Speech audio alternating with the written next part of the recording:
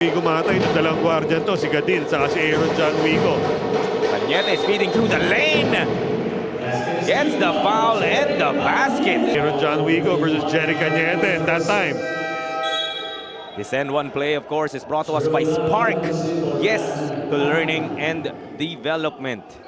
Mick Geronimo is the name to remember from PCU Dasmariñas Dolphins. Balik sa inyo, Jaime Cochef.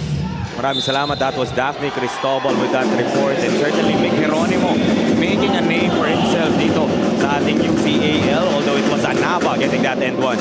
oh, that's a good start para sa UCAL career itong si Mikel Geronimo in last game. But before that, that was a great conversion here by Kelly Anaba. That end one play, of course, brought to us by Spark. Baseline inbound for the Sea Lions. Renon goes left, finishes with the right. Another three-point play para kay Rodel Renon. Another smart yes to learning and development and one play of the game para kay Rodel Renon. Tadeo leaves it for Perhis. Cone chase that ball down. Good defensive stop for Diliman College. Can they turn it into offense? Yes, they do!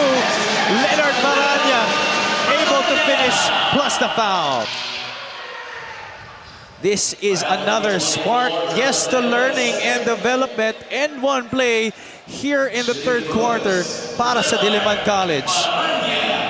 Kalilong and the Blue Dragons with a chance to take the lead here. Floater, a little bit too strong. Corner, basket and one. Diliman College Blue Dragons are now in the lead after this spark. Yes, the learning and development and one play of the game. What a productive. Into Alpha Pa, defended by Reyes. Muscling his way through for two, make that an and one. Nung pagka-receive niya ng bola, hindi na siya nag-jump step, just attack the basket, put his head down, and score over Alvin Reyes in that situation.